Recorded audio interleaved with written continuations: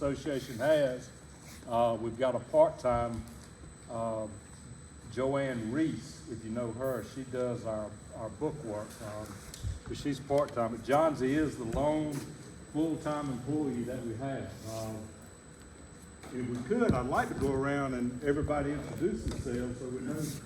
I guess you guys down here, most of you know each other, but there's probably some folks, nobody, I guess, not everybody knows Chris Huff over here, but if we could go around and introduce ourselves, at least we have an idea who we all are in here tonight. You want to start, Chris? Yeah, Chris Huff with Forestry Mutual.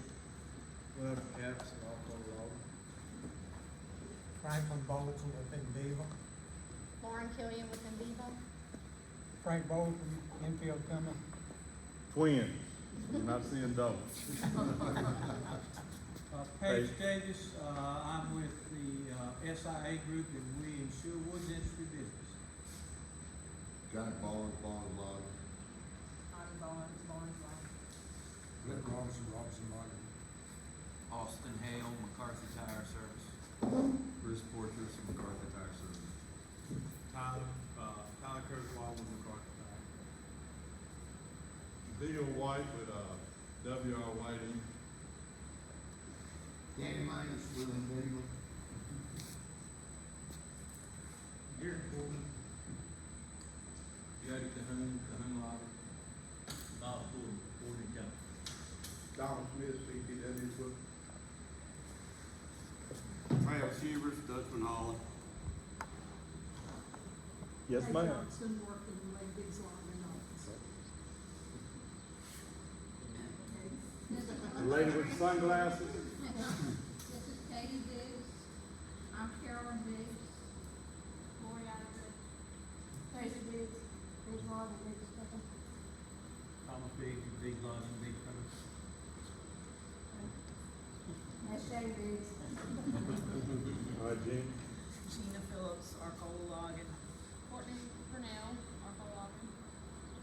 Travis Biggs, Wayne Big Logging. I'm waiting. And the man himself. How about this guy over here in the blue shirt?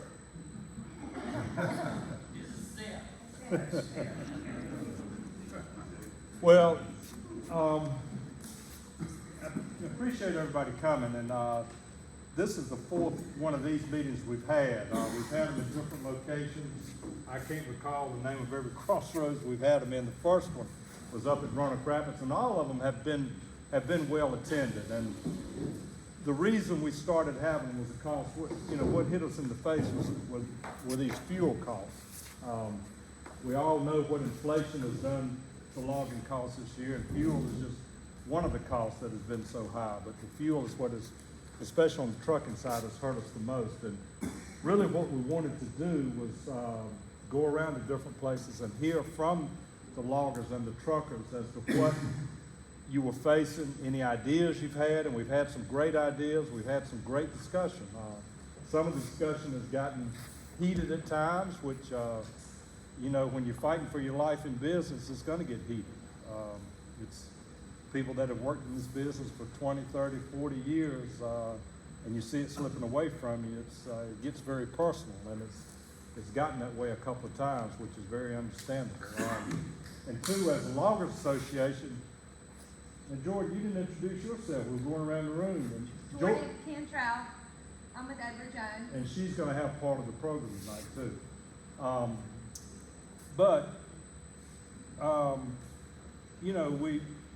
With the Loggers Association, like I say, we've only got one full-time employee, and that's Johnsy. I stay in the woods all the time, just like most every other logger does, and we don't hear what's going on around the state. And we felt like with these meetings, we could go around and hear what different ideas different folks had. People in different parts of the state are going to be facing different things. Just like Donald here tonight, we've had people from the equipment companies attend the meetings and tell us what's going on with equipment prices and things like that.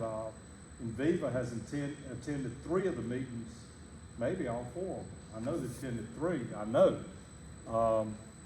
International paper has been represented. Domtar, I think, at one meeting.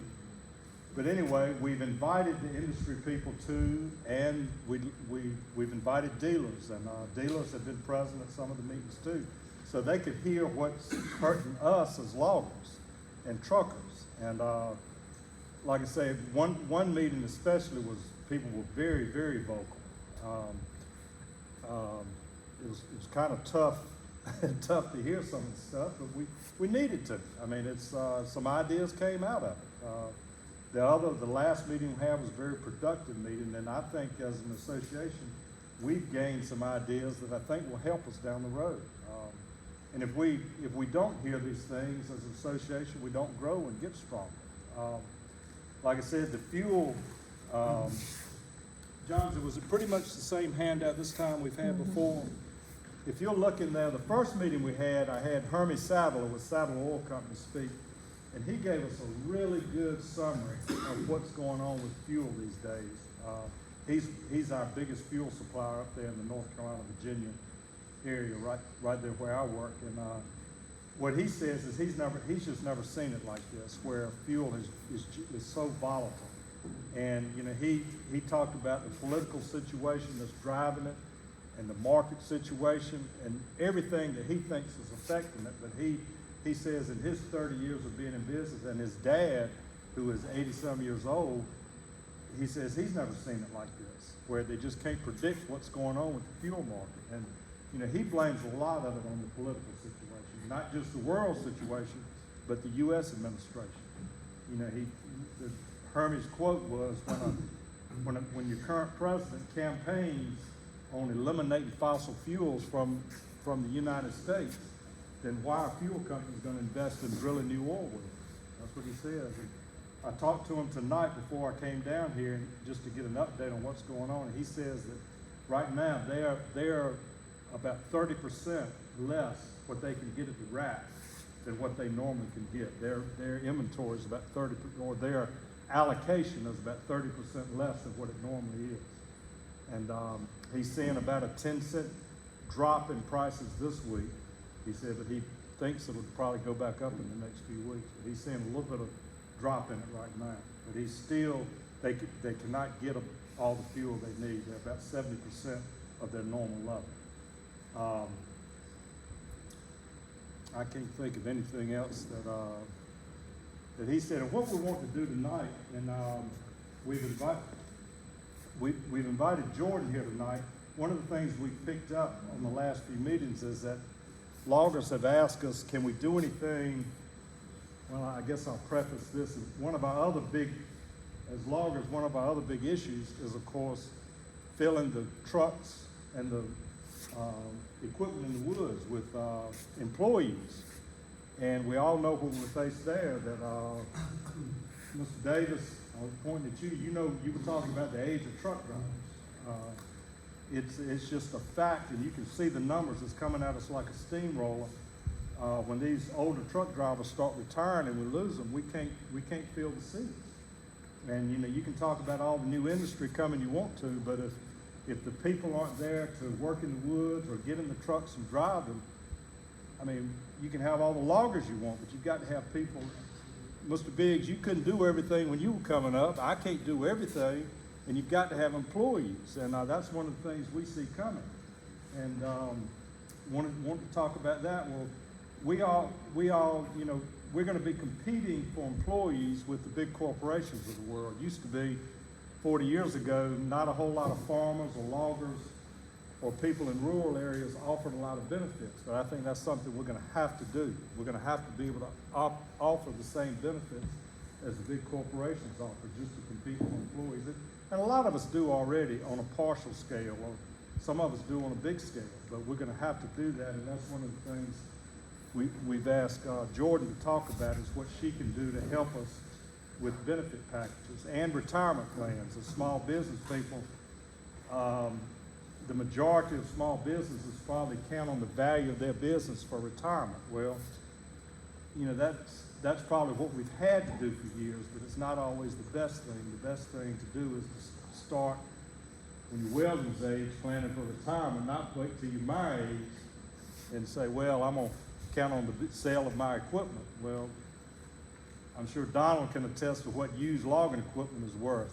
You know, it's not the best thing in the world to count on for your retirement plan. And I think Jordan's gonna help us with some of that, talk about that tonight, what she can offer there.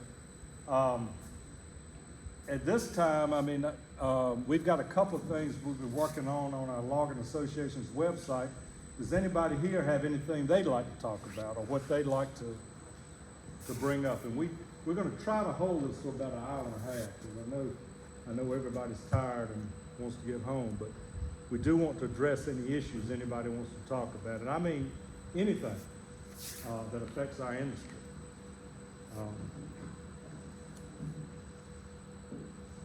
Nobody's got any issues? So like 2 weeks ago, I sent everybody, I don't even have a sheet. 2 weeks ago, I sent everybody a, email, and I had a spreadsheet up there, and also had a link to a fuel index. And between me and Tim Corey and a couple others, we've been talking to the mills. And everybody in this room knows more about logging than I do, so let's go ahead and get that out of the way to begin with. But I did build highways. And I didn't care, if I was building a highway today, I wouldn't care if the fuel was $20 a gallon, because I worked on the fuel index. That meant the DOT paid me for the extra fuel.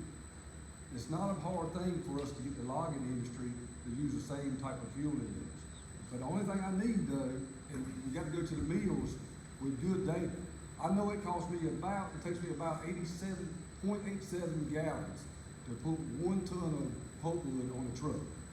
I need everybody who is a logger to help out and try to figure out how many gallons, or maybe it'll take more than gallons, to put a ton of wood on the truck, because that's the only way that the fuel index, who doesn't know what fuel index is? I guess I should. Does anybody know what I'm talking about? Every week, on the DOT scale, it's every month, but every week there's an index comes out and tells you exactly what fuel costs. So if you know how much fuel you're burning to put a ton of wood on the truck, the mills can take that and they can look at where they started and say, we're gonna give you this much money or for your timber buyer based on this fuel index price. As that price goes up and down, your rate will change. But what it does is insulate all the loggers from rising fuel prices. And the mills have actually started thinking about they need to do something, because if you went around this room and asked, and they really aren't many loggers in here, but you say, look, in today's climate, you want your son to log, there's probably not gonna be a lot of people raise their hands. So if the logging industry is in a bind, it's not gonna be long before the mills are gonna be in a bind. So most of them who are forward thinkers have started thinking, yeah, we need to have something that will stabilize our industry. What I'm talking about would not do anything about inflation. I will tell you this, when I was building highways, whatever I was gonna do this year, I bid it at that price. It usually took some time longer, we're supposed to, about 3 years to build a highway. Year 2's work was 70% higher than the first year, and year 3's work was 14% higher, because we went on and built inflation in there. Since I've been logging, we've had a 28% increase in inflation, and we hadn't got any of that. So the stuff that I just gave y'all doesn't take into account for inflation, but it does take into account for fuel. But in order for that to work though, Domtar and Viva, Warehouser, none of them's gonna listen to me if I walk up there with just, this is what rent does. But as an industry, if we can show them that on a conventional clear cut job, it takes 1 point watt or gallons per ton of wood. On a shovel job, it takes this per ton of wood. On a chipping job, it takes this. If we have that data, I've already talked to the guy from the University of Georgia, Dr. Joseph Conrad, and he's willing to help us, but it takes numbers on the ground. And thus far, like I say, it's only about 5 or 6 people that I know are working on it. So I need everybody to know. And if you don't know how to figure out how much fuel you're using, because I said, what's the cause of this? Just get the fuel man to fill everything up on your job and fill your fuel barrel up, and the next time he comes, get him to do the exact same thing, write down the gallons, and look at how many loads you got out, how many tons you got out since he filled you up. And you do that 2 weeks in a row, you'll know how much fuel it takes to put a ton of wood on a truck. And that's all you gotta do. I mean, if you got meters on your fuel truck, that'd be good too, but if you don't, then that's the way to do it. John, do you want to go through that example? We've got something we've worked on. And it's nothing complicated. It's not rocket science. Figuring out your fuel usage in the woods and on the highway. And it's the reason we did this was, you know, Brent, one of the things that I feel like is that we can't go to Inviva or all the mills and say, look, this is what the fuel index is gonna be. But, you know, what we found is that a lot of the mills are already addressing it, of course, and we all know that. Some of them are addressing it, some of them are not at different rates. But all we feel like we can do as an association is try to get everybody using the same data. And that's kind of what you're talking about. Most everybody uses the Lower Atlantic fuel price. That's what most everybody uses, and those are published online. And what we're trying to do here is get all the loggers, that anybody that wants to use this site, and truckers, and mills, I mean, anybody that's our member, is to use the same way and to calculate how much your costs change per ton and then per mile on trucks as the fuel price changes. You want to work through an example, Johnson? Yeah, I don't have a good enough signal to show you on the website, but if you go to our website, it's right on the home page, and download it.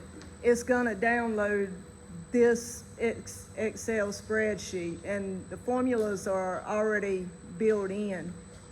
On January 3rd, if the fuel was $3.49, And we got these numbers right off the Lower Atlantic site. So that, Brent, like you're talking about, it's the same numbers that everybody could use. It's hard to pinpoint when you're cutting all different kinds of timber though. Yeah, and that's, In a day's time, if you cut pine, hardwood logs, pine, pulpwood, chip. and that's, Chip, you know, dry wood, you know. that's it's why hard to we pinpoint did it like this. You're right, you almost got to use average. Yeah. And it changes whether you're chipping, whether you're cutting a tree in the pine, whether you're cutting big hardwood, all that changes. And we couldn't come up with, my number's gonna be different from Joe's. Yeah. I mean, they're all gonna be so different. And you got to pretty much come up with your own numbers. So that's why we need as many people as we possibly can, and you can break it out as specific as we possibly can. It changes day to day on my job. Right, you do. Yeah. According to what your ground's like, how far you pull it. You can do it over a 2-week period, and then it'll be more consistent. I mean, you can do it longer, but it's gonna take all that good stuff. And I will tell you this, because there's a lot of naysayers, but I have talked to several of the mills, and they all accept it because they see that they don't have something state, then people won't let you know. Yeah, cause they ain't up there, they dropping prices now, because it's dry, and they got plenty of wood, so they dropping prices now. Well, It's sure ain't going up now. oh, fuel per gallon, that ain't that complicated. It's different as a dollar. I mean, a gallon per ton, that's pretty much it. And you go with 75 cent on any lot, that would. I mean, that's the average for everybody to work with. I mean, you can go try to prove it wrong or right or whatever, but that's a good average right now, I really tell you. It is, it's close to what we've heard, and what she did here was, It's not that complicated to figure it out, right, it's not. And it's not, that's something that would go, my skillet burns the same amount of skillet as the next guy's skillet. And my chipper pretty much burns the same amount as the next guy. Right. I mean, it may be a little bit of difference, but that would be something to work with, that everybody could agree on. This is said this is highway fuel now, and the change is gonna be pretty close to the same, whether it's not off-highway or highway fuel. It may be a few cents difference, but the change is what you're working on here. Beginning price on January the 3rd was $3.49 a gallon highway. Right now it's $5.74 a gallon highway. The change is $2.25 a gallon. If this job uses 0.6 gallons per ton, and that's just what she input. Everybody's is different. Mine's gonna be different. If you're chipping, if you're running a chipper full time, your fuel cost your fuel usage is gonna be high. So that will drive up on your logging job, it will drive up your cost $1.35 per ton, right there. Just in the change on fuel prices, doesn't take other inflation into account on parts and machines, labor, everything else. On your trucks, if you get 5 miles to the gallon and you get 50% loaded miles, it's going to change your cost 86 cents per loaded mile if you're getting 50% loaded miles. So, and that's simple math, guys. There's nothing complicated about that. It's what you've got to know is you got to estimate how many gallons of fuel you're burning per ton of wood, and that changes for every job. And how many miles per gallon your trucks get too? Anywhere between 5 to 6, I would guess, for most everybody. Depending on the age of your truck, how heavy your loads are, whether you're pulling chip vans or log trailers, that's going to change your fuel mileage. Yes, sir. Essentially speaking, the chippers, I got a lot of background on chipping. The average chipper today shipping in the woods, and it's not a lot, but like Bill just said, if you got good sharp knives, hammer, everything Man, it makes a adjusted difference. right, most time you're gonna run about 8.5 to 9 gallons per load. Per load. If you have a chipper that you got dull knives, hammer not adjusted right, you can run as high as 10 gallons a load. So maintenance plays a big part, and efficiency, what we're trying to do here, is to get everybody to understand efficiency plays in it also. All right, I agree, 100%. But you also understand that if a logger's losing money, what's one of the first things he's going to cut short on? His maintenance. Right. I mean, trucks the same way. If a truck is not making money, he's not going to keep his truck up as well as somebody that's making good money. He's not going to keep his tires up, brakes. He's not going to keep new equipment. And that's what we're trying to avoid. Being able to run your chipper like you should be able to run it, with sharp knives, keeping your anvil adjusted or replaced. When Mr. Cahoon back there has chipped a lot. If you've got money in your pocket, you can keep your wear plates inside your chipper like they ought to be, right? And if you're losing money every day, you're gonna put that welding and those wear plates off a lot longer. I mean, it's common sense, and that's what we're trying to avoid. Just like safety with trucking, that Chris Huff and Mr. Davis are, in the insurance industry so aware of. You can't keep good, safe trucks on the road if you're losing your butt every day you wake up. And and we try to avoid that. I'm not picking on you, but I'm just saying it's just a fact. I understand that. Look, I'm all for this. I Right. mean, I know. I just think wish more people were here to hear it. that you get that and work at the efficiency done right will pay for itself. Absolutely. In fuel savings and everything else, quality of the chips, quality. I'll tell you the biggest thing kills truck, sitting in the middle. Hours every day, a truck driver sits in the middle, it's got to the place where a truck driver, if you talk any less than $1,000 a week, he'll laugh at you. Right. And I've seen, I used to keep up with it till it started making me sick. The hours of trucks sitting in the middle, it ain't one mill, it's all of them. And it almost seems like I don't know this for a fact. It just seems like it's getting more prevalent than it used to be. And the more loads a truck driver can turn, he's lowering his cost down. When you got him choked back, you can only haul 3 loads a day because he's gonna sit in the mill 4 hours that day. If the truck owner pays attention to the federal hours of service laws too, he doesn't have to lose many minutes to miss that load per day. It's not like he has to sit in line for 2 hours. If you get behind and sit in line for 30 minutes because of your hours of service and the federal law, and y'all know this, when you got to get home, he's going to lose that load that he could have got if he could have got turned around and got back quicker. What I've seen is burns the driver out sitting in that mill so much. They hate it. And if there's even a possibility he could have came back and got another load, he's like, heck, I'm out of this. and go back down there and sit in line again. I'm going home. Bring it to me, I got I'm 20 going minutes. to the lawyer, don't alter that middle. That's right. Chip, I say this for a reason. Title on my card is Logging Capacity Development Manager. I face with Mr. Calhoun back that's talking every day. I say, if you'll turn that truck around at the mill in 20 to 30 minutes, you automatically increase your capacity here and bring your costs down. Well, and two, if, I know this up in where we log, if you know a mill that's got good turn time, if you got a choice between one mill or the other one, you're gonna go to the one that's gonna turn your truck loose, rather than go sit in line. I mean, if you have a choice, sometimes we don't have that choice.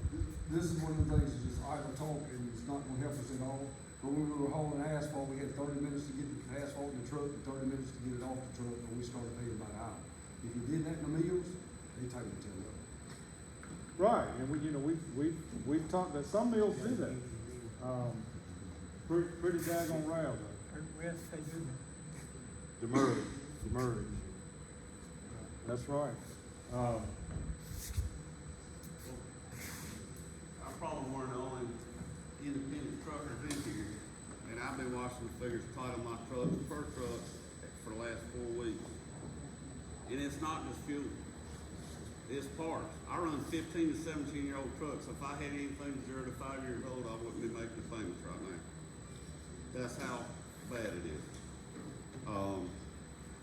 You know, fuel's through the roof, parts are through the roof, you can't get them.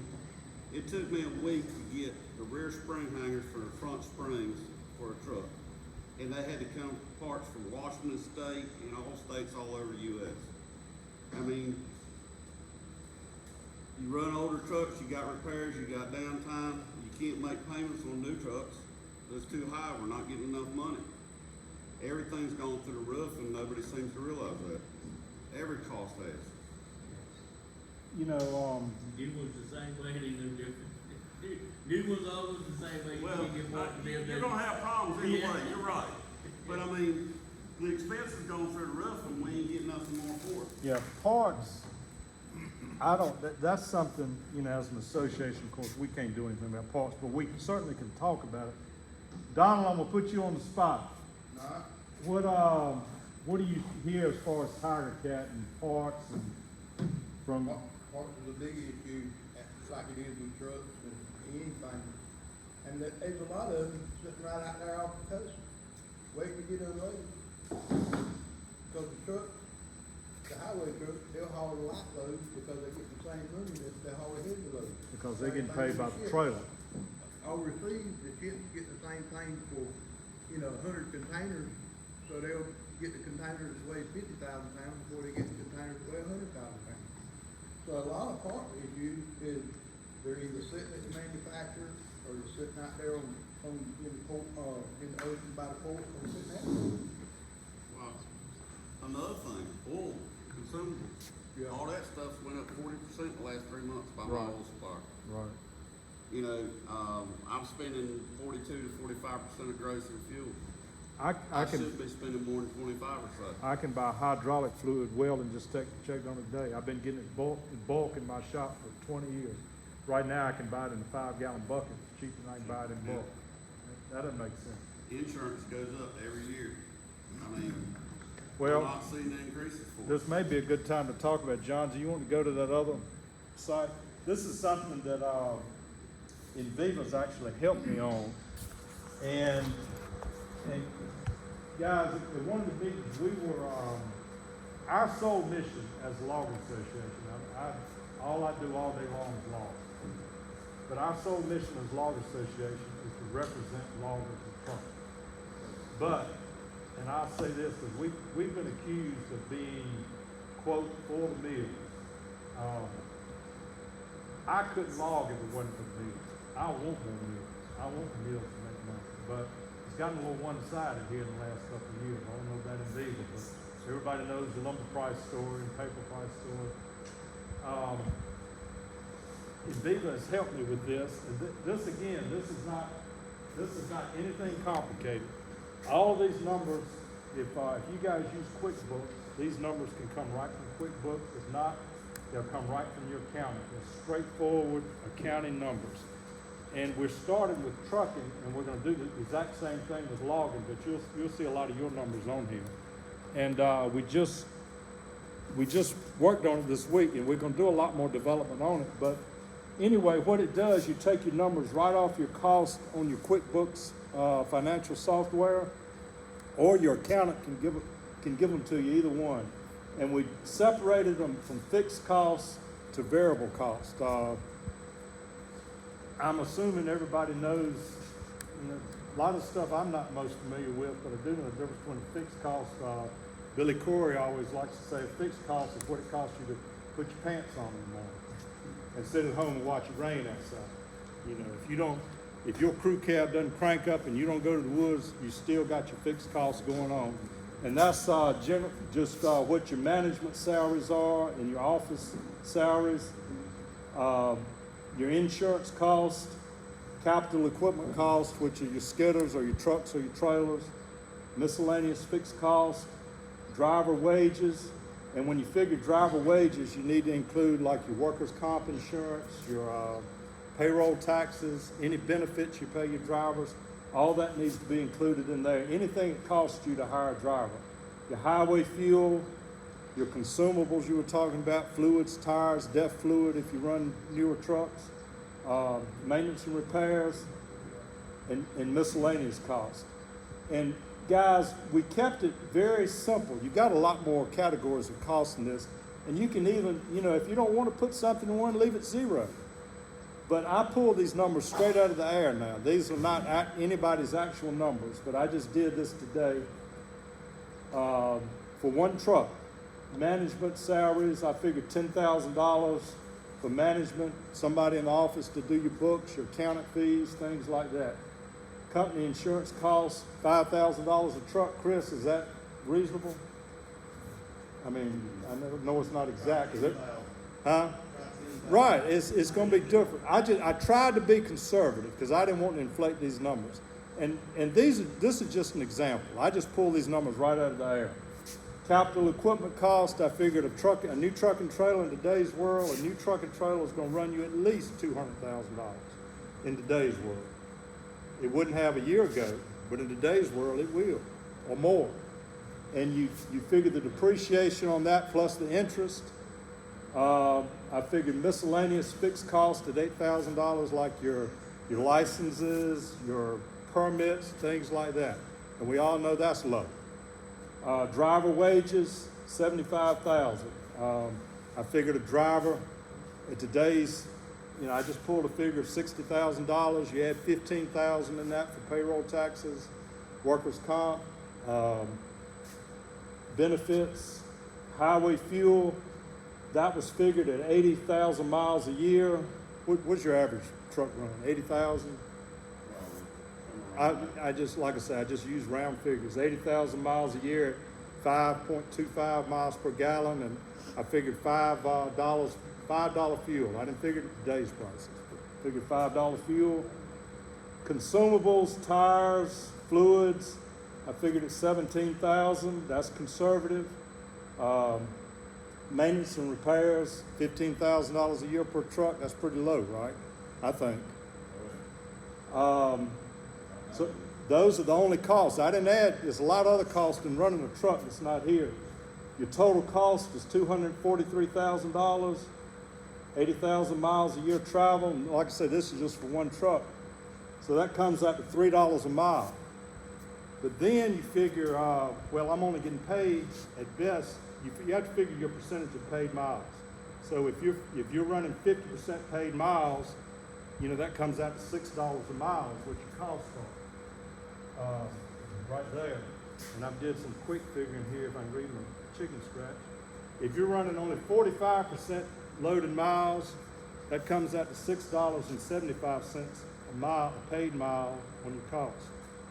If you're running 55% loaded miles, if you're really close to the mill and you're running, if you got backhauls, it'll lower it to $5.50 a loaded mile. But again, these are blank on the website. You can use them to fill in your own numbers. If you run one truck, 5 trucks, 10 trucks, fill in your numbers and your miles, and it'll give you your cost. And, you know, if you want to go right to your QuickBooks spreadsheet or your accountant and say, how much money did I spend on trucks last year? How much did I write a check for? Just fill in this number right here, your total cost. And they'll tell you how much per mile it costs you to run those trucks.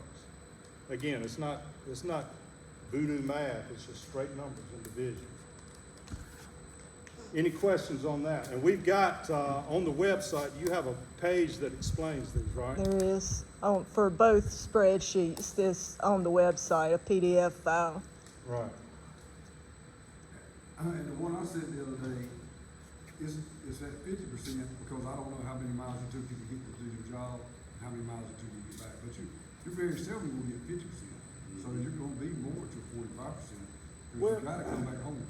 Well, I log, and I can only base it on what I do, because I don't know what everybody's gonna be different. Just like when Mr. Biggs comes all the way to Warren County and logs a track, he's gotta deadhead those trucks a long ways to get to Warren County to haul back to Plymouth, and then come here and deadhead a long ways again. But if I've got a track most of my wood goes to Roanoke Rapids, Seaboard, and Pori up in that area. If I got a track close by where I'm within 25 or 30 miles of the mill, and you got a 40-mile minimum, 45-mile minimum, which most folks have a minimum haul, I figure that in, that's helping me with my loaded mile percent. In other words, I may get paid 40 miles, but I'm hauling 30. So by the time I deadhead 20 miles to the job in the morning, if I make 3 or 4 loads or 5 loads, I pick up those 10 miles per load, and those minimums help. And we have to have those because of your load and unload times. If you didn't have the minimum haul. And it just depends on where your job is located. I've had, and I average all my trucks together to get my loaded percentage every week, and I'll float anywhere from 48 to 52, right in there, week in and week out. But again, that's going to depend on 52 is because you're using your minimum haul. Yeah, right. Exactly. I mean, I couldn't do it without it. Any questions on that? Danny? I'm good. I mean, you know, the figures you plugged in right there shows we ain't getting paid enough, Well, and we're gonna lose out. that's why we've got the stuff up there, so. 2 weeks ago, I sold a truck and downsized. Not what I want to be doing, I want to be growing, just to keep surviving. Right. And, you know, I don't know how we're gonna get the mills to see this. Well, something I've been pushing for a long time, and this is just personal to me. I think, and Mr. Biggs, you may want to address this, loggers have always taken money out of their logging pocket to pay for trucks. How's Upland doing that a lot? Always have. Jody? Yes. Mr. Barnes, I mean, everybody does it. But we've got to if you talk about a cut and haul rate, and again, maybe I should address the antitrust, but I think all of us in here know what antitrust means. We're not supposed to get together and collude on delivered prices.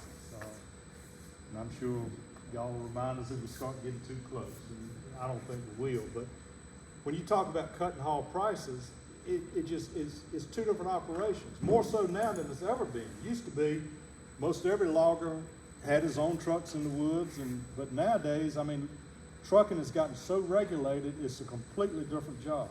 And trucking needs to support itself, is what I'm saying. If you're gonna establish a fair logging rate, you've got to establish a fair trucking rate. And the first thing to do is to know your cost. And, you know, plug in your numbers. I mean, I just pulled these numbers out of the air. Just estimated what it was. They aren't my number, I mean, they aren't my particular numbers, but I just figured what it cost to run one truck. And you guys don't know a lot about that, trucking costs. Here, Yes, sir. I grew up in the business. Daddy logged in 1948, like Jody's daddy and Henry Paul for it. Bill. Lot trucks for me owning my trucks has always been I consider the necessary evil.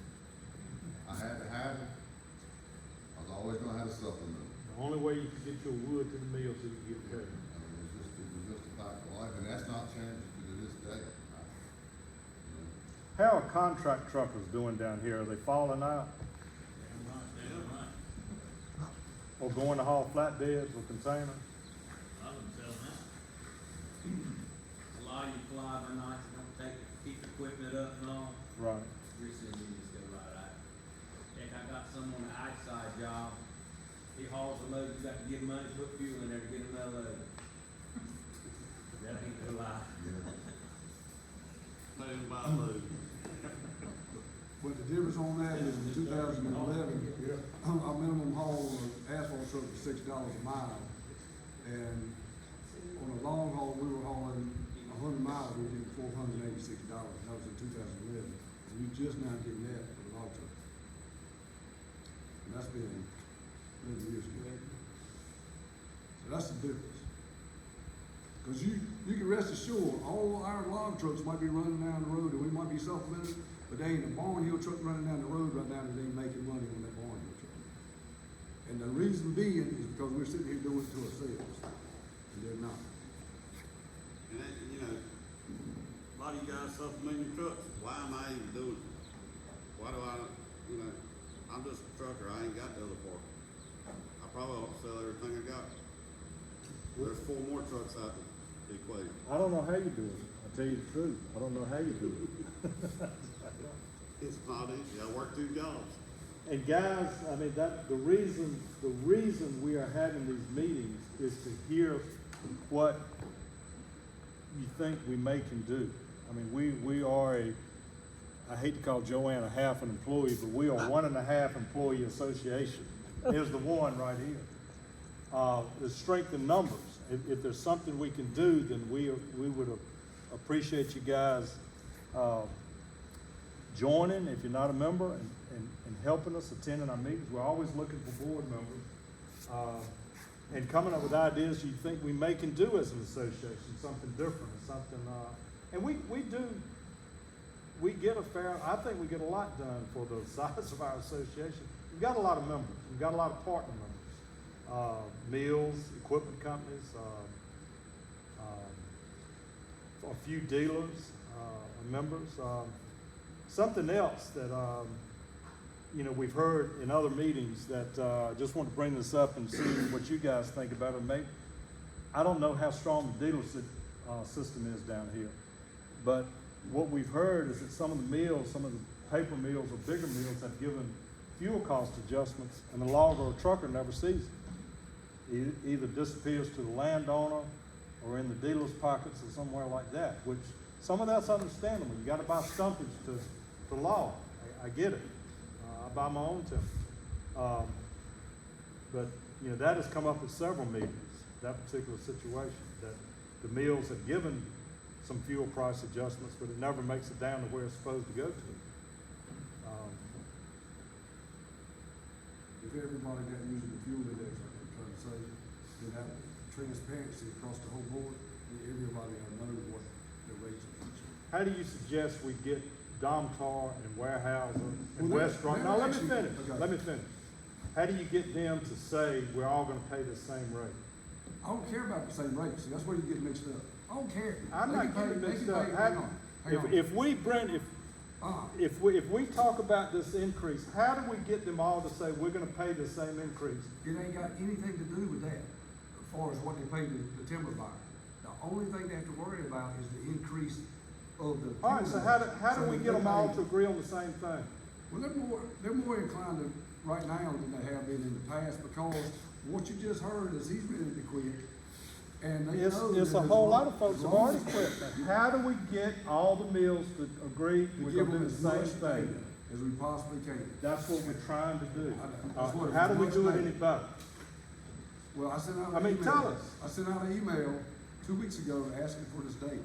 So the more people, and I talked to Aaron Boyd the other day. He said, they're not gonna listen to you, Brent. But what they will listen to is somebody, that's Dr. Joseph Conrad, who is a doctor from the University of Georgia. So we have to give this data to them, so that they can put it in their own format to show what it does. But if they don't. So what do we need to do different? I mean, that's why we have these meetings. I What we want need to to hear do what is we need to everybody do. needs to give us as much data. I need to know how much fuel is taken to put a ton of wood on a truck if you're a pinner. I need to know how much wood is taken if you're conventional logging. I need to know how much is taken if you're shovel logging and if you're chipping. And if we don't get that, if the industry don't give it to us, then you'll never get anything. So you're right, it's an uphill battle, but as long as the loggers don't want to take time to do it, then you're never, what's gonna happen is people just gonna get broke. Well, what we're trying to do here is give everybody, anybody that wants to, a tool that they can estimate and figure their cost and you know, the cost when fuel changes, what their cost is But different. without the mill's input, it don't matter that I know that it costs me $19.43 to log. I ain't getting that. So Don't when you- you find out that you ain't getting that, you either got a choice. Let me say, You can either do you not think quit. the mills are looking at what we're doing here? Do you not think they're paying attention? Yeah, but it's not being transferred. All right, so how do we do it any different? Tell me, I really want to know. I just told you. How? If we get this information, I mean, it's obvious that, like I say, this is an uphill battle. But now I've already actually personally talked to 3 mills, and they're wanting the data. So you never got to this point before. So they actually, because if we're not stable, the logging industry's not stable, you give it a month and they won't be That's stable. why we're having these meetings and trying to get this data out there. We're doing all we can. I don't know I really don't know how to do it any different other than try to pinpoint exactly what the fuel cost change is and get the data out there. These mills are watching what we're doing, and we're trying to make it very transparent so they know exactly what we're doing. And once we get enough data, you know, you can't argue with numbers. 1 + 1 is always going to equal 2. We all know that. If you get the data and you get this stuff out there and get everybody engaged, I don't know how we can do it any different. We can't force Domtar and International Paper and any other sawmill that you want to all do the exact same thing. But if we get our numbers together and get them out there where everybody can see it, I really don't know what we can do any more than that. One thing that I think would help everybody, I think, when you do a spreadsheet pertaining to your logging or your trucking or whatever, don't let them just be grab numbers that you just pull in there and you think this is what it is. Put the actual data in there so you know what it is. Well, that's why we need as many numbers as we possibly can across a broad spectrum. Exactly right. And you're right. I mean, everybody's is different. And that's something I think that has gotten mixed up at some of the other meetings we've had is that some loggers have thought we wanted to see their numbers. I don't. This is out there for each individual logger to use at his own discretion to figure out what his cost is.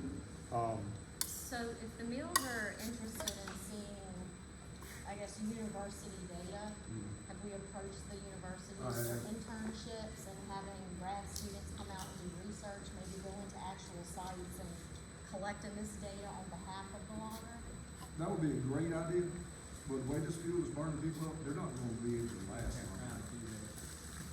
That's what I've been trying to tell everybody. And so we have, like Ariel says, well, it's not gonna affect us that much. Well, that will when enough people go broke.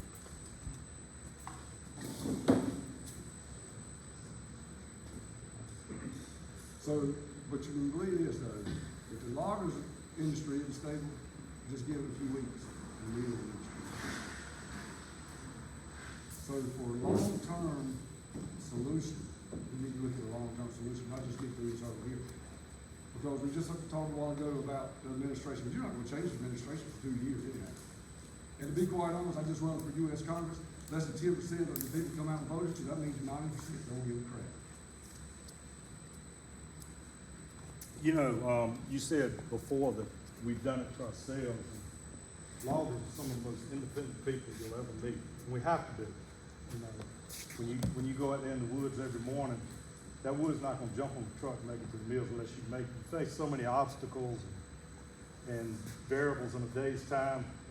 Mr. Biggs, you can make the best plan in the world, but once you leave home in the morning, that plan changes pretty quickly, doesn't it? It does for everybody, and I think that's part of our problem is we're so independent. It's hard for everybody to get together, and you know that's a problem I don't think we're going to solve as far as loggers' independence and competition. I'm always trying to beat Jody what he's doing. I'm sure his next door neighbor is too, and Jody's trying to beat him too, right? I mean, it's just the way we work. And, But we don't need to be each other's enemies at the same time. you're exactly right. And I don't think you are, right? I mean, don't you see that I in the don't neighbors? feel that. We see that at home, I mean. I just look at it as a way to lower my cost, more loads than me. Right. And that's what's been able to save everybody, to be quite honest. Like I said, you could shut up, but in the years past, y'all got bigger and better equipment, and you got your production up, so you ate up your inflation and overcome that by doing more production. You can't do it anymore. You go there, what you're just saying, you go there and sit 3 hours in the meeting. You can't get more production. Today I had 6 loads of quota left this morning.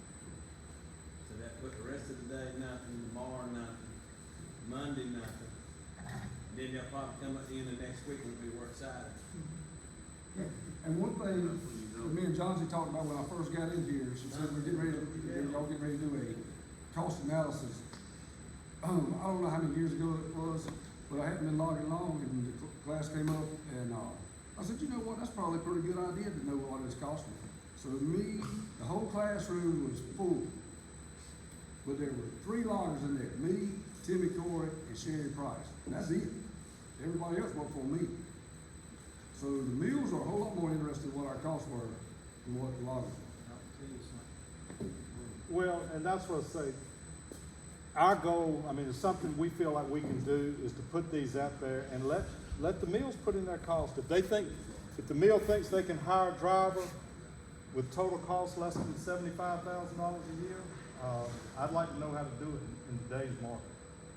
And fuel costs are what they are. If you get, you know, if you figure $5 a gallon for fuel, which is cheaper than what we're paying right now, and 5.5 miles to the gallon, that's going to be your fuel cost for one trucker that runs 80,000 miles a year.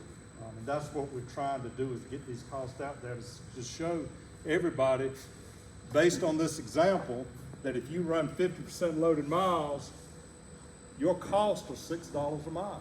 That's no profit, 0 profit. That's your cost, if those numbers are correct. And we're going to do the same thing for logging's very similar. So we need as much data as we can get, but we don't need it like you're up there catching fish. We don't need the biggest one that you've ever caught. We need exactly like an average. So, I mean, that's just gotta be what it is. And if we don't get it, we just don't get it, and then it's never gonna move forward. But, like I say, you leave a horse at the water, but you can't make it drink. But you can drown this. Well, we're a mighty independent industry, and I don't think that's going to change. That's why we're holding these meetings, is to listen and hear. And if anybody here has any other suggestions as to what we can do as an association, we would appreciate it, because we're all the time trying to figure out what we can do as an association to try to get this word out as best we can. Chip, I think you're doing what you need to do. People need to know what it costs. Right. My daddy, like I said, started logging in 1948. My daddy's view of what if he was making money or not was his checkbook. He didn't know what fuel cost him a week. He didn't know what it cost him to put it on the truck. Friday evening, he looked at his checkbook after he paid his bills, and there's any money left, he made money, he didn't. Well, that world's over and done with. That world don't exist anymore, but so we've got to move on, and we've got to educate people to know what it costs you to move your carnival. right. When you pick up and move to the next block. Most people can't tell you what it costs them to move their carnival from one block. What's it gonna cost you on the next block per ton for moving costs? Because that next block's got to absorb that moving cost. What do you call yours, a carnival? I call it carnival. I call mine a rolling junkyard. I may elaborate on what he just said. I travel quite a few states when I go to, we got 10 mills, I go to those mills. Out of all the loggers that I see and I talk to, I really talk to, I find that I'm just gonna use a number that I know is pretty accurate. When I talk to 10 loggers, only 10 loggers I got, 2 of them can only really tell me what their cost is.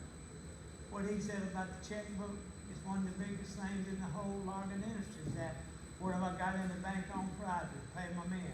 What have I got in the bank to pay my fuel? All that, they're living out of the checkbook, and when there's nothing in there to pay the labor or pay the fuel, they figure they're not making any money. Well, years ago, there were margins. We don't have any margins right now. Just like Brent said, and you said about the trucking, we're living we're not even living on fumes. There's nothing there. And you're living off your capital is what you're living off of right now, and you're going backwards. When you had margins, you could live off a checkbook. If you made enough and you had a checkbook where you could pay your bills at the end of the week or the end of the month, you were fine. Those margins are gone. And if you don't know your costs, and that's what we're after, is trying to establish costs. If you can establish yours is going to be different than mine. Everybody's going to be different. This is just trucking. We're going to do almost the exact same thing for logging. And guys, you don't have to be a computer expert or a bookkeeper to do this. Your accountant can give you these numbers in 10 minutes. Your accountant will have these numbers if you can't get them. If you can't get them right out, real numbers. He'll have them. He has to for tax purposes. Anything else? I hear so much about efficiency. We as an industry are efficient ourselves out of business is what we're doing. You're right. I mean, as a boy growing up, and I'm going like Mr. Wade knows this, I remember Daddy in February and March would have to go borrow money from the bank to stay in business because it couldn't work. Well, how many loggers in here has missed a whole week in the last 12 months because of weather? None. We all got shovels, we all got wide equipment, we all work in enclosed cabs. If it's raining, we work. We don't miss any work. We've efficiencyed ourselves to death. What I've seen there is we've gotten so efficient that if we stump our toe, with an equipment breakdown or don't have enough trucks to move your wood, or like Jody was talking about, your trucks get held up at the mill and you lose quota. You stump your toe on anything. We've gotten so efficient and the margin's so thin that if you stump your toe, you lose big time. You just get so far behind. That's how efficient and so thin the margins are now. And it's, again, as an association, I feel like the only way to address it is You can go to from the cost side. And why you need more money, I need more money, I need more money. We've cried that wolf for 20 years. That ain't listening. You've got to have numbers. Like, I agree with Brent, I agree with what you're doing, I agree with all that, but like Bill said, about he knows what his numbers are. That's the only way you're gonna do anything in this world, in this business this day, is have some numbers in front of you and hope somebody will listen. Right. I might be wrong, maybe I'm. No, I think they know what it costs. Well, I think they know down to the they have dollar. their algorithm that they, as the computer whizzes like to say, that figures logging rates by some professor in some college that never logged a day in his life, says that's what it ought to cost you to log. You need to show them the real world. You need to bring your numbers, put them in front of them in a spreadsheet and say, this is what it's costing me for fuel, this is what it's costing me for this is what it's costing. I mean, basically the same thing we've been hearing all night. Right. That's where, in my opinion, I'm running my mouth way more than I intended to tonight. But the Carolina Loggers Association, that's what Jonathan needs to be doing, is teaching us loggers how to track our costs. I mean, I'm not saying nobody don't know how to track the costs, but we all always learn. And the better we get at tracking our costs, the more ability we got to go negotiate. At the minute, it's always gonna be I like the group thing, but at the end of the day, it's gonna be an individual thing with these meetings. These meetings are not gonna talk to you as a group. I agree. They will talk to you individually. Now, I like the idea of talking to Bill and Jody and Mr. Corden and all of them and hearing what they got to say, what it cost them as me as a group. But at the end of the day, he's gonna have to negotiate his deal, you're gonna have to negotiate your deal. But we all know what it costs us to do. I've been preaching for months, there ought to be some type of, feel like cuts. That's got a fuel surcharge. It goes up and down as fuel does. That's what Brent's talking about. That would be an easy system. Everybody else does it. Hell, CTW, they got when they send me a bill, they send a service, man, there's a fuel surcharge on the bill. Yeah. That lies the problem. If we could send them a bill every month, we had. But I mean, but that's the thing we've got to work on. Right, and I think they're receptive to it. Whether you'll get anything, I don't know, but I think they'll listen if you'll go to them and talk to them. Right. But just to walk in there and cry, well, if I need more money, I need more money. better heard have the that number. all our, you know, and look, and we're fighting an uphill double-edged sword right now. We got prices have gone stupid, crazy high, and tell me a mill you know that wants wood. I want to know, because I want to send them some wood. Winter time's coming. Everybody's full. Well, I said that last winter, we It's did all coming. last winter, and it didn't happen. Well, we keep losing I mean, you trucks can't from depend on Walmart, that. or you ain't gonna have no wood. I mean, it's, I think we're on the right track. It's just everybody's got to listen and know their costs. And the music's got to actually give a shit. All that. Well, They got to see it coming. They got to know it's coming. Cause they ain't just keep going. I mean, Well, it's. They got to be, like you said, they got to be looking at it, so they're not stupid. Yeah, they are, and like you said, they have, who was it said the word algorithm? Well, I've heard that word way more than I ever thought I would. Me too. They, Oh, boy, that just got a high school education. they have their ways. I mean, you better believe all these mills have people that's their sole job is to figure logging costs. I mean, what is, I guess a paper mill, Danny, you can answer this question better than anybody. A paper mill and a sawmill and a Viva, you throw them all in one basket, what's their total cost of output? What is raw material? 40%, 50%? So if you got 50% of your cost of your product invested in raw material coming in the gate that you bring, they're gonna know what that cost is doing. So they're big corporations. I mean, they can pay somebody to study this stuff all day long, every day, more than one person.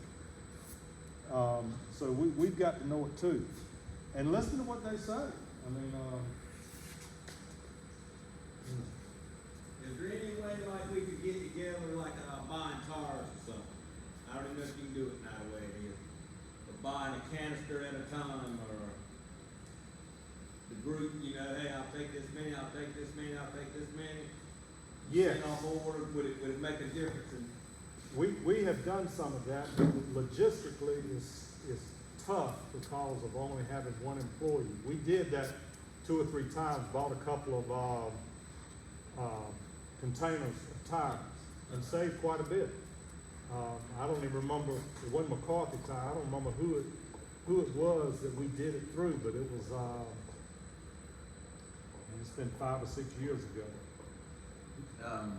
You know, obviously there's a supply chain issue with everything in the world. Skidder tires, that is completely available to be done. We're members of the association, just draft what you're looking for, and we'd definitely be willing to, you know, submit a proposal. Truck tires are the hardest thing we see right now. For Especially availability. from availability to do bulk buying. It's just one brand's in one day and that brand doesn't come back in the next day, and or a similar price point item. What kind of volume would we have to look at for skidder tires to see a significant discount? Right now, I'll just speak on behalf of McCarthy Tire. A year ago, we jumped into the forestry industry full force. We partnered with Primex, and we brought roughly $1 million of skidder tires into our Wilson, North Carolina facility. It's a higher number than we've ever had, but by doing that, we've been able to manage the price increases that have then come down the line. Right. By maintaining those large inventories. So, I mean, it's really, you know, a flatbed load, it can be done. And right now, you may not hear this in most cases, it's a buyer's market on the skidder tires with us. So, Right now. right now, truck tires is just hard to keep a finger on, especially with the 11R 24/5. It's a hard one to. What do you see as far as the future? Do you think that 24/5 is going to be a harder tire to get in the future, or is it going to even back out? So, we have 76 locations up and down the East Coast. We're a family-run company, and the purchasing department has started sending emails out that to caution the locations on how heavy their back orders are, because they predict supply coming down the chain, and ample inventory to be there. tires are still on back order, so but they're cautioning what you have on order because they don't want to be overwhelmed at once. So they think the 24s will be filled. They think they're gonna get filled, but it still has not happened. Right. We've seen a lot more in the last 4 months than we did prior to that. It was because they were so focused on low pro 22.5s for these over the road fleets, Right. moving, freight across the country. We have seen more in the last couple of months for sure. So I think it has eased a little bit. Now the big thing is wide wheelbase stuff, like the 385, 4.25, stuff like that. They're kind of harder to get. COVID was the biggest cause of that, right? Just the factories just couldn't produce. And they said something about a national, or a disease in the natural rubber forest too, as well. So, I don't know if that's true or not, but that's what we were told. But that's some raw material issues as well. Right. Chip, can I make a suggestion? Yes, sir. Been to several of these meetings. And I think you've done a fantastic job presenting and you've got a group working and presenting what we have. But when we have meetings like this right here, we disperse and we go our own different ways, this kind of thing. Hopefully we get the numbers that you were talking about and this kind of thing. My suggestion would be that we pick one person from each meeting, and everybody's gonna say, I don't have time to do it, I don't have time to mess with it, whatever. But you've got to have a spokesperson or someone to take this group's word and get it to the Logging Association, or get it to somebody where they can speak for the group as a whole for what it costs all this group to log and their expenses. Johns, I know you've been putting it on YouTube, right? The meetings themselves. I hate to throw something else on you because I know your plate's already full, but is it possible that we could have like a minute summary of these and what topics we're talking about? Yeah. Sent out for people that don't have the time to look at the YouTube video? I get the survey I handed out with the agenda packet. If you'll, fill out as much of that as you like, but one of the questions on there is how does CLA can help you get you the information, that's needed. But if you'll put your name and email on that and give it back to me, I will make sure that you're included in our database so you can get, the minutes, videos, anything else. I face this every day in the job that I do. Follow up, follow up, follow up. And if no one is following up and ringing that phone again and again till you get that person you need to get, you'll get nothing. I got one gentleman in Georgia, I've been trying to get up for 4 days. 4 days. Hadn't called me back yet. And I think what we have to offer is very important. And I think once I get up with him, then it's gonna be good. But I could have stopped 2 days ago trying to get up, but it's my job to get up. And that's what I'm saying about all this meeting, that even though you have it on a website, even though you have a YouTube and this kind of thing, you don't know who's looking at it. Maybe you do, but I'm just saying, you don't know who's looking at it, who's not looking at it, and who is even using it. So, do we take every meeting like this and just leave and disperse and get nothing there done? One of the things, and again, you keep me going back to one employee. John D has our hands full, and just like the stuff Brent was talking about, we want to carry this a lot further. The next step for me is, and I'm in the woods every day. I have to work on this in my spare time. Thank God Weldon's out there, but I wouldn't have much spare time. But I do have spare time to sit in the truck and work on this. But to get the logging cost up, just like the trucking costs, where each individual job can work on that. And one of the things we want to do is to try to start establishing some baseline numbers. Where if people want to submit their data for a chipping job or a roundwood job or a thinning job, not with names on it, but stuff we can verify. We don't want these wild numbers where everybody puts in their best or worst day. We want an average number. And that's something we want to go with eventually when we have time to get there. And it just takes a lot of time for a small organization like this to get this stuff together, but we're trying. All right. I was at the first meeting you ever had for the CLA in Raleigh. Mhm. I was there with you this morning. I think you guys have come a long ways in the things that you're doing and tried to do in this kind of thing. Now, hope nobody's got a gun, I don't get shot and the next thing them people say. But how many people in here tonight would be willing to put $10, $50, $100 to get this meeting covered and get it to somebody? Just have a fee for doing it. Everybody's so busy, they don't have time Right. to do anything. And where do we find this person that's willing to do what I'm talking about? Well, if Johnson can find the time, and that is her job. And, if she can, take that suggestion and get some minutes out, and we haven't thought about that, taking minutes of these meetings, and maybe summarize what we've heard from different people in the different meetings, and get them to all of our members, you know, cause the buying mills and loggers and dealers and truckers and McCarthy Tire and other folks are members, so they get our emails. You know, we could get them out in email form, right? And just a mass email, the minutes of the meetings and what we talked about. Good. But look, it's getting late, guys. Anybody else have anything that's burning that they need to talk about before Jordan?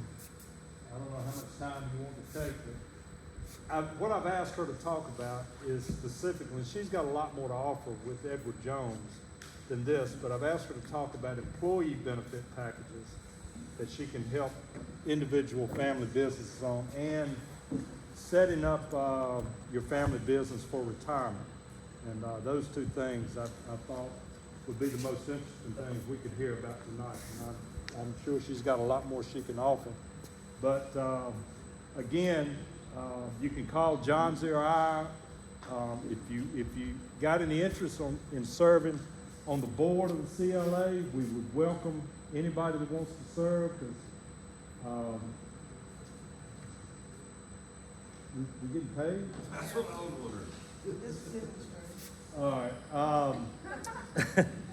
We would welcome anybody that wants to be a member of the board. We would welcome you at our meetings, because we're all individual loggers. Anyway, thank you guys for coming, and Jordan, if you want to introduce yourself again and Yes. tell them what you do. Great job. Thank Because you. you're from this area. I I'm am, not. yeah. And I just want to keep your attention for 10 more minutes, if that's all right. Is that okay? I'm Jordan Cantrell. I'm from Little Washington, and full disclosure, I'm not a logger. So thank y'all for opening up tonight. It's great to hear about your industry and see y'all come together. So I'm happy to be here and learn more as to how I can serve you guys as business owners. So you're being passed out a $1 bill right now. Almost everybody over here have a $1 bill? Okay. And so tonight we're going to discuss a little bit about inflation that we touched on already. So I'm going to put you into a time machine. And so I want you to close your eyes, and we're going to go back to 1976. All right? And so let's go ahead and open our eyes. And it's 1976. So can anybody tell me what a gallon of gas cost in 1976? 26 cents. Good guess. 43. It was 59 cents. Yeah, 59 cents. So if we've got $1, we go and buy 1 gallon of gas, we've got 41 cents left, right? So what can we buy with 41 cents? Well, a Coca-Cola was 20 cents. So if we're thirsty, we buy Dr. Pepper, all right? And then, so how much money do we have left? 21 cents? Is that right? Does anybody in here have grandkids? So you could buy a scoop of ice cream. 1 scoop was 5 cents. So if you've got 2 grandkids, we could get them each a double scoop of ice cream. And everybody knows having grandkids are a good thing, right? And then we've got 1 cent left. And do y'all remember those gumball machines? It used to be a penny, and you could get a gumball. All right, so you've used up your dollar.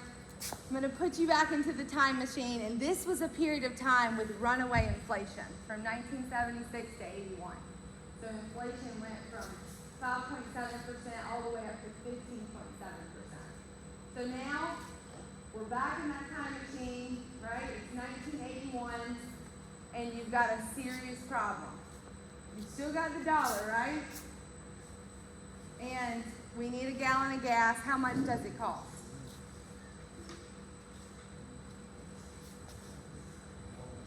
Yeah, you're close, $1.31. So we can barely load half the yard, right? We're very thirsty. We can't go and buy that Dr. Pepper. No, me and Bob's gonna give him our dollar so he can know his yard. There you go. And you've got 2 cranky grandkids, right? No ice cream. Forget the bubble gum. All right, so this evening, that was just a little bit of study on inflation, and I'm in the investment business. So I work with business owners and investors. And as investors and business owners, we really need to understand what works and what doesn't work.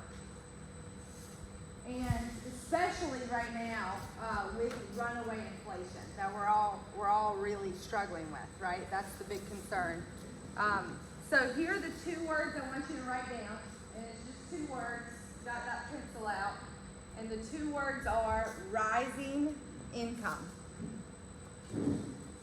Rising income. So as business owners, there are different ways, different plans that you can invest in your retirement benefits package that Chip's been mentioning tonight. And I'm not going to waste your time and go through every single one of them, but I do have a lot of great handouts.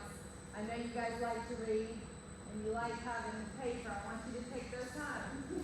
And I'm in the tailoring business stuff, so I tailor these plans to individual business owners and their employees, because we want our employees to stay with us, right? We want to attract them like you were talking about. We want to have a reason that they feel like we believe that they need to stick around with us long term,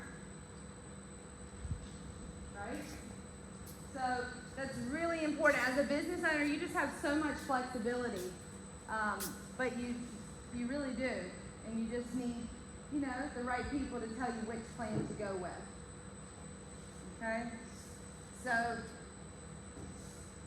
I'm going to just share with y'all just one little quick story as to why I'm so passionate and why I'm in this business. But my dad, he's actually, I know you were talking about your dad a lot, but my dad's been in this business for 38 years. So I grew up in the financial industry. And he has an office downtown Little Washington. Y'all know Bill's Hot Dogs, maybe. Maybe not all the out-of-timers, but yeah, so Bill's Hot Dogs. And I could have talked about inflation about Bill's Hot Dogs. You sure do that. So I set up a lemonade stand outside of his office, and I was really nervous. I was little, and I couldn't believe it, but I made $75 selling lemonade. And Dad said, Jordan, if you invest it out, if you give it to me, I'll double it. And I was hooked. I gave your dad, really had a lot of faith and confidence in my dad, and that was it. So they really instilled in us the values of being entrepreneurial like yourself and working really hard and saving. And so I went off to college and played basketball, and I got burnt out, and I went and had an internship where I went door to door at Duke University, where I sold advertisements to these business owners. And I really fell in love with these hard workers. They worked so hard, and there was this one man I'll never forget. He owned an auto business, and he bought a $700 ad from me to go into the back of Duke's planner. And I really got to know him, connected with him, and he was like this little frail man, shorter than me, and just sweet as can be, loved his employees. He had 2 daughters he would talk about. And I drove past all summer internship, and I'm waving at them, and one day I drove past, and they were tearing down his business. And I pulled in,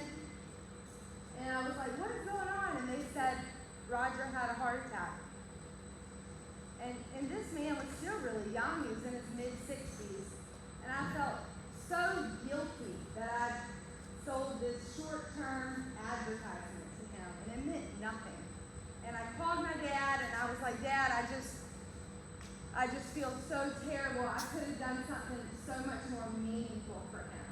And that was when it clicked, where I knew I had to walk down the same path as my dad and come into the investment business and work with business owners like yourself to help them prepare for all these unexpected events and have a plan. So Roger was really my inspiration that moment when I decided to get into this field at such a young age. All right, so any questions so far? Let me leave you with this. This is just another thought. Right now we're in a market downturn in the stock market, and there's one thing you want to remember. If you write one more thing down, I would write down downturns are to be taken advantage of. Downturns are to be taken advantage of when it comes to investing. And there are smart and there's really conservative ways to take advantage of downturns. And I mean, you guys know better than anyone else that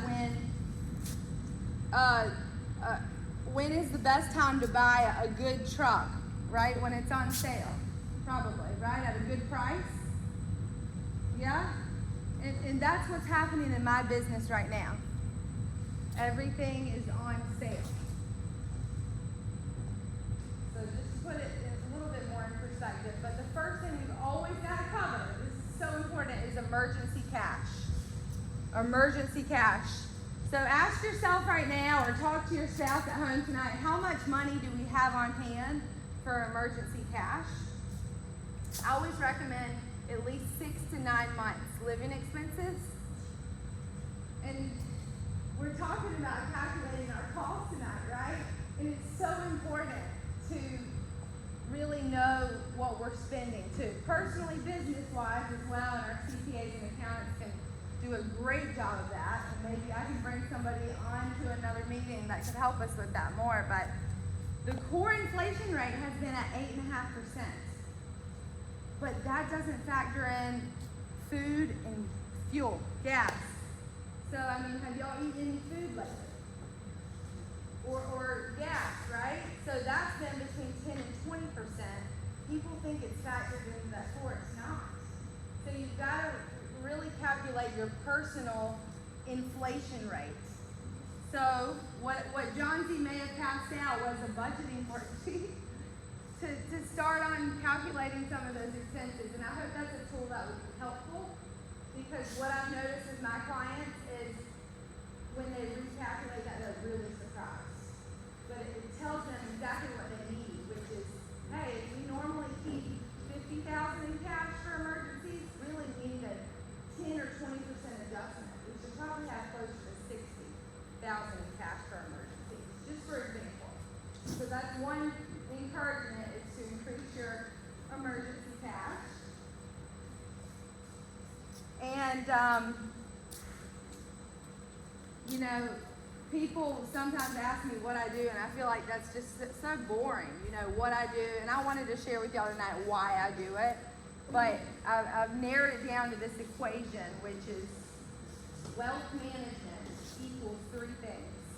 One, I talked a little bit about investment consulting, which is wealth preservation, making sure we don't lose money.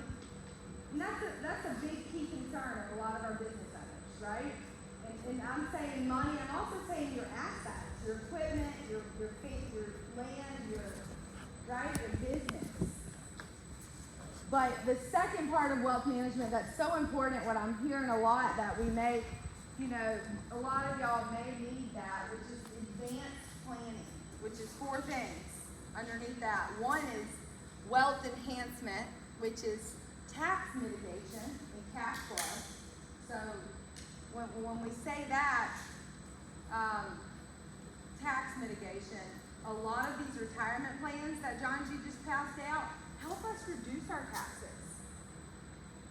And also it helps our employees want to stay with us because they've got a long-term plan. You're helping their family as well.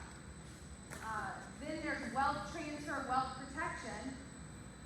And those are things like litigation and divorce, right? We're worried about as well.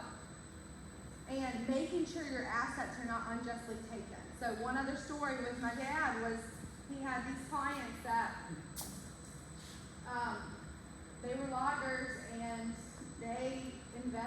$250,000 with this gentleman from Joe Blow down the street. You know, no track record. You really got to be careful who you're trusting your money with, but they lost it all. And these loggers, I mean, typically these days after that happened, you might lose faith in trusting somebody else. And luckily they met my dad, went and talked to him, put a plan together, and they had great cash flow for their business. And they saved and invested, and they wanted to leave the business to their 3 kids and some money. And over the couple of decades, they were actually able, they died, and they left the business, and each of the kids $1 million. And that's a success story. But my point there is you've got to have a plan, and you've got to have somebody to trust. Because y'all work really hard for this money, right? And y'all don't have time to do all that other stuff, is what I heard tonight. You need somebody to delegate it to take care of those details for you, for your family, because we don't know what's going to happen or how long we're going to be there. Yes, people are living longer and longer, but I do feel, like you said tonight, like it would be nice to know, hey, on paper, if I want to be done and walk away, can I afford to live off of the sale of my business and equipment? Have you looked at that before, you know, in a tool? And that would be really useful, I think, for a lot of y'all, just to have the freedom to know it's okay when you're ready to slow down and not work as hard, or, you know, maybe work less. And I call that having just a work optional lifestyle. So with that being said, the last key concern is charitable giving, and I'm just touching on that because that's another way to minimize taxes, and a lot of y'all are already charitably minded, so I want to mention that. So my call to action tonight is use me as a resource. If you need me as a sounding board, please call us. Really, it doesn't mean you've got to do business with us or anything, but I'd be happy to be a sounding board to you guys. And I think I do have a handout too. If y'all want me to follow up with you or our office, just make sure you give me your name and number, or an email if you want me to keep in touch with you with just some updates from here on out. So thank y'all so much for having me. I really enjoyed it. What questions do y'all have? Thank you. Thank you, Jordan. And what our goal with Jordan is she actually got in, I don't know if you got into contact with Johnsy or Johnsy got in contact with you. Our goal, and one of the things we've heard from logging businesses is we've heard this at other meetings, is trying to get better benefit plans in place, have one resource to go to get where you don't have to go to 4 different places to get your benefit package in place for your employees. And obviously, I think George's pretty passionate about, as far as a business owner, a small business owner, having, you know, we don't have the big retirement plans that big corporations or the governments have, so we've got to tailor those ourselves, and we could use you as a resource for that too. So, thank you very much. Thank you. We do appreciate it. And appreciate guys, please send us your suggestions. We learn from every one of these meetings about where we need to go and things we might could do a little different. I hope you've learned a little bit about where we're headed with this, and we'll try to get these out in email form, the notes from these meetings, and like I say, we learn from every one of them and change our direction a little bit too, according to what we hear and what we think will do the most good for everybody. So, Mr. Biggs, thank you for opening the shop. My shop is not quite as clean. I don't go too far. So we do appreciate it. It's a great place to have it. Hope to see you up our way again sometime soon. Thank you, guys.